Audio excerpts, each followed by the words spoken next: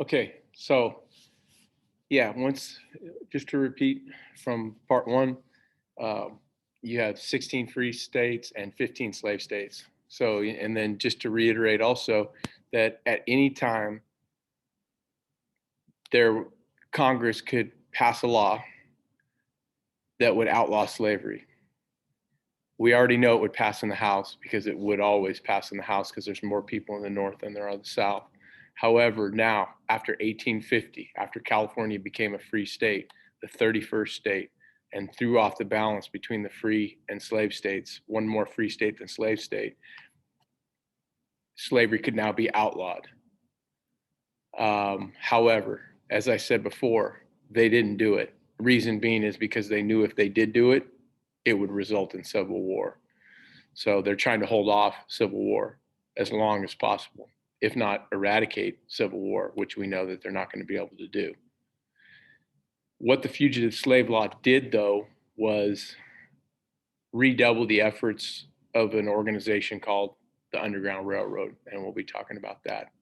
Here is Millard Fillmore. He is the president after the death of Zachary Taylor, and he is the president who does actually sign, I guess his lasting legacy is signing the Compromise of 1850 that held off the war for 11 more years. So as I said, the Underground Railroad would redouble their efforts, and now it was much more difficult for the Underground Railroad.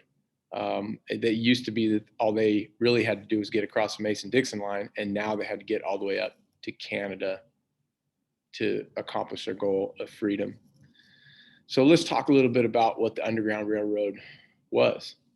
The Underground Railroad was neither underground nor a railroad, but a system of loosely connected safe havens where those escaping the brutal conditions of slavery were sheltered, fed, clothed, nursed, concealed, disguised, and instructed during their journey to freedom. Although this movement was one of America's greatest social, moral, and humanitarian endeavors, the details about it were often cloaked in secrecy to protect those involved from the retribution of Civil War and slave catchers. Ohio's history has been permanently shaped by the thousands of runaway slaves passing through or finding permanent residence in this state. So obviously that's a plaque that is in Ohio that I just read from. The routes to freedom, by far the most common route to freedom would be a route such as this that would leave the South and go up by land up to Canada. There were efforts to go by ship, not as common because it was more expensive. There were those who would go down to Mexico because Mexico did not allow slavery. There are those that escaped to Cuba, Jamaica, and Haiti. But the majority would take the route up into Canada to get to a safe haven, a safe destination. As I said, before 1850, if you crossed the Mason-Dixon line, you were going to be free. But then that changed because of the fugitive slave law. By far the most well-known conductor, and I put air quotes around it because he really wasn't a conductor because the railroad was not really a train. The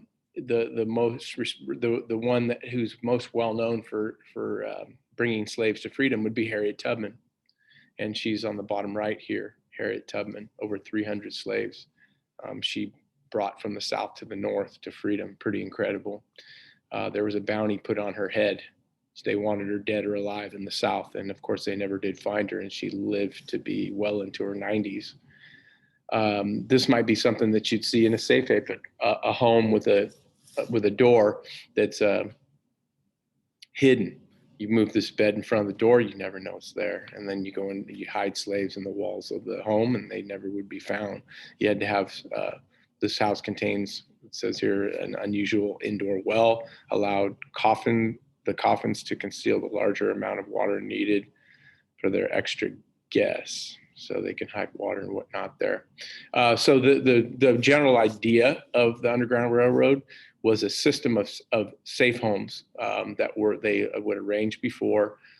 They would live in these homes or stay in these homes during the day, sleep during the day, and then they leave at night and they travel under the cover of darkness. they then, travel all night, and then they'd find another safe house that they would stay at just before sunup, or they would then proceed to go sleep and do the whole thing all over again. So they had a route to freedom that contained homes along the way that they could stay. Sometimes it was barns, sometimes it was, attics, um, um, you know, under the house, whatever. They're just different places where they were allowed to stay by the owner, people who were sympathetic to the slaves' cause and their quest for freedom. But you can imagine how difficult it was. You had to, these safe homes had to be set strategically so that, it was say a 12-hour or 10 hours of travel, because under the cloak of darkness, and then you'd go find a home during the day. And it couldn't be, because you couldn't be out during the day because you'd be caught, or they were afraid they'd be caught. And there's Harriet Tubman right there. It says she was born into slavery. She escaped to Philadelphia in 1849 and subsequently became one of the most successful conductors on the Underground Railroad. Returning to the South more than a dozen times, she is generally credited with leading more than 300 slaves, including her parents and brother, to freedom, sometimes forcing the timid ahead with a loaded revolver. She became a speaker on the anti-slavery lecture circuit and a friend to the principal abolitionists. And John Brown almost certainly confided his Harper's Ferry plan to her. We'll talk about John Brown in future chapters. But pretty incredible woman. And she would use whatever means necessary to encourage her slaves to continue on with their journey. Because if someone got scared and tried to go back, she wouldn't allow that, because it could jeopardize everybody else's safety.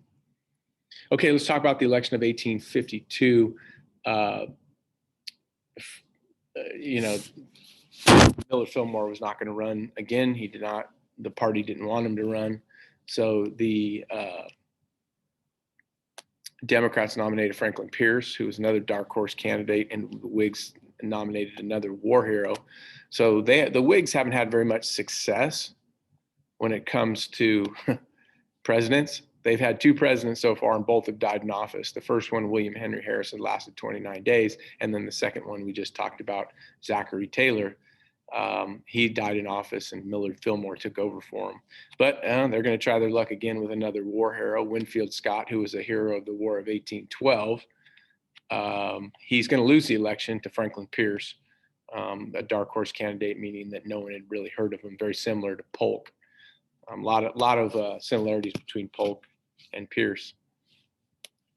He's considered, with the deal with Franklin Pierce, though, he's considered to be a pro-Southern Northerner. He was from New Hampshire. His Secretary of War was none other than the future President of the Confederacy, Jefferson Davis. And because he surrounded himself with so many Southerners in his cabinet, they pushed hard for what Southerners wanted most in life in 1851 and 1852. And you could probably guess what that is that they want most in life, is one more slave state to balance out the Union. They're still in 1852 sitting at 31 states, 16 free states, 15 slave states. So it was a quest by Southerners to somehow find a way to add another slave state. And the problem for them was there was no other place ready to become a state. So they started talking about some other things, and we'll talk about in a second. But here's the results and for the Pierce victory. And here's Pierce right here. Each of his three children died before he was president and before reaching adolescence. Pretty tragic life, Franklin Pierce. 2 months before his inauguration, the Pierce family was involved in a train wreck, and their 11-year-old son, Benjamin, was thrown from the car and crushed to death before their eyes. President Franklin Pierce was arrested during his term of president for running over an old lady with his horse, but the charges were later dropped. So some little known facts of Franklin Pierce.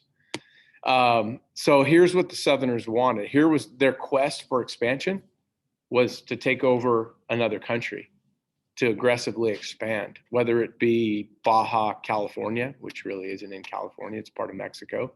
If you've traveled down to Mexico, you might have gone to Cabo. Here's Cabo right down here. There's Ensenada right here. So, you know, that's part of Mexico today. So that was one of their targets. Another target was Panama. Another one here, Nicaragua.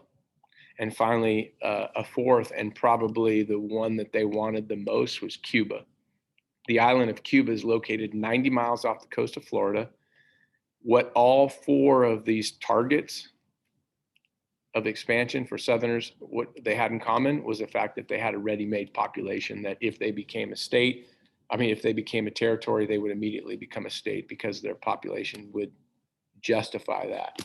And that's what Southerners are saying. They are pushing for Franklin Pierce to take over this territory, much like Polk did. Right? They're reminiscent of Polk wanting to take land from Mexico. They would like to take land here also. So that's their goal. Now, let's talk about Cuba. Pierce offered Spain, who owned Cuba at the time, $100 million for Cuba. Spain refused. And then there was a meeting in Europe, and there was a document that was drawn up that's known as the Austin Manifesto. It was a top secret plan written by Pierce to offer Spain $120 million for Cuba. And if they refused, the United States would take it by force. Word leaked out about this Austin Manifesto, and Northerners were freaking out about their president, who was actually from New Hampshire, a Northerner, but he had surrounded himself with so many Southerners that they really pushed for the aggressive takeover of Cuba. Well, Pierce was branded pro-slavery. He was a pro-slavery Northerner, and his support from the North went downhill after the Austin Manifesto, and he's going to have a miserable rest of his presidency. There was another purchase of land that we need to talk about, and it's called the Gadsden Purchase. The Southerners desperately wanted a transcontinental railroad. There was talk about a transcontinental railroad, and you might ask, why? What do you mean by transcontinental railroad? Well, one that goes all the way across from the Atlantic to the Pacific. They needed a transcontinental railroad at this time because California was a state. Now, remember, the closest state to California was Texas. And then you had the Midwest, the Mississippi River, and there were no other states in between, say, the Mississippi River and California.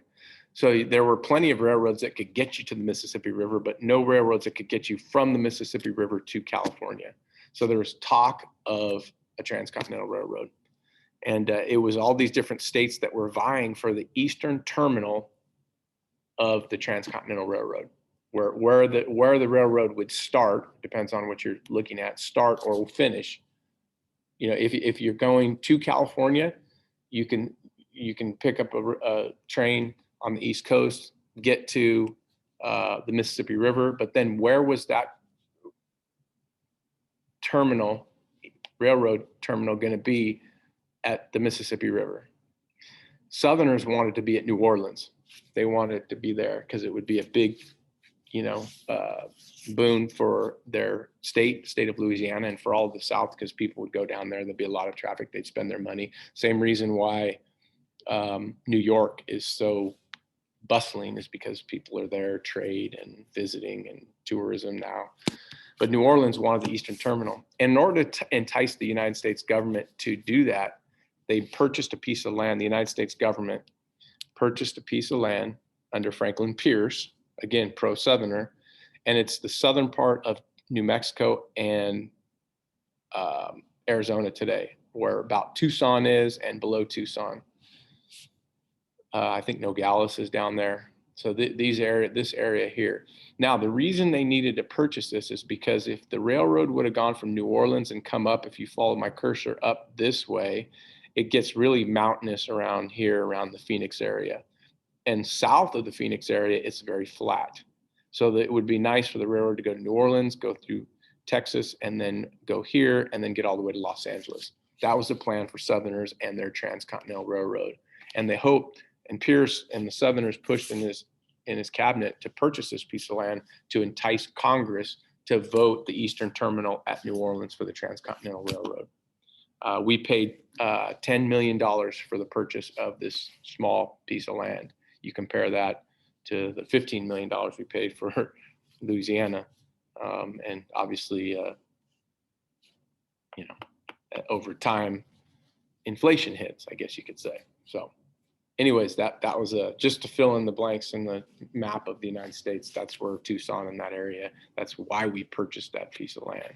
Now back to the Transcontinental Railroad. So this map right here gives you a better idea of where we were at the time when California was a state. So you see, this is all territory here. Texas is a state, but that's it. Here's the Mississippi River. The Mississippi River goes right down here, and there are no states west of the Mississippi other than California and Texas. The need to get to California, whether it be mail, whether it be election results, whether it be people traveling to and from California, they needed a railroad there. This area over here, lots of railroads. You can get from the East Coast to the Mississippi River pretty easily, but it's just getting from there to here. So as I said before, the South wanted it to go from New Orleans about right here and go through Texas, and then this area down here where is going to be the Gadsden Purchase, and then up to Los Angeles. A lot of the northern states were vying for the Eastern Terminal. The one state to put a plan together was Illinois. They had a senator by the name of Stephen Douglas who said, well, I'd like the Eastern Terminal to be at Chicago, right? Go from Chicago, and I want it to go to where today Omaha, Nebraska is, and then to Sacramento. The problem with that is that the South, as you know, wanted to be in New Orleans. So this was not going to be able to pass any kind of bill that would have the Eastern Terminal be at Illinois, because he needed the support of the South. Now, I ask you, what does the South want more than anything in life? The potential for another slave state. And here's where Stephen Douglas gets very creative. He decides, hey, let's break up this territory here and the rest of Louisiana Purchase. Kansas Territory, Nebraska Territory weren't originally there. It was there, but it wasn't official territory. So he says, let's officially call this the Kansas Territory, and let's officially call this Nebraska Territory. And let's say that the slave issue would be decided by popular sovereignty, that if they're going to vote on it. And if enough people vote slavery in and say Kansas, then Kansas in the future could become potentially a 16th slave state to match the 16 free states. And the South bought it hook, line, and sinker. They said, all right. The other interesting thing here is that, remember the Missouri Compromise that was passed in 1820? It set a line at 36 degrees 30 right there. And it said that in the future, no state that comes in the Union above the line would be slave. It would be all free. Anything below the line would be slave. That was part of that. Hey, Maine becomes free, Missouri becomes slave, and anything above this would be free, anything below would be slave. This would effectively overturn that part of the Missouri Compromise. It would effectively overturn that. So Southerners bought it. It passed. And they were able to start construction of the Transcontinental Railroad, with the Eastern Terminal being at Chicago, and it would go down to Omaha, and then it would go to Sacramento. And it would be finished in 1869. So it's going to take a while, obviously, to do that. But the Kansas-Nebraska Act was passed in 1854. So they're going to begin construction. Now it's going to set up a showdown in Kansas, because Southerners are going to rush in to influence the vote. Northerners are going to rush to Kansas to influence the vote, and it's going to evolve into pre-Civil War bloodshed. Some of the first shots of the Civil War. I don't think they technically didn't happen in Kansas, because the Civil War started later on, but it got downright ugly. They call it Bleeding Kansas, and that'll be in the next chapter when we talk about that. So that concludes chapter 18.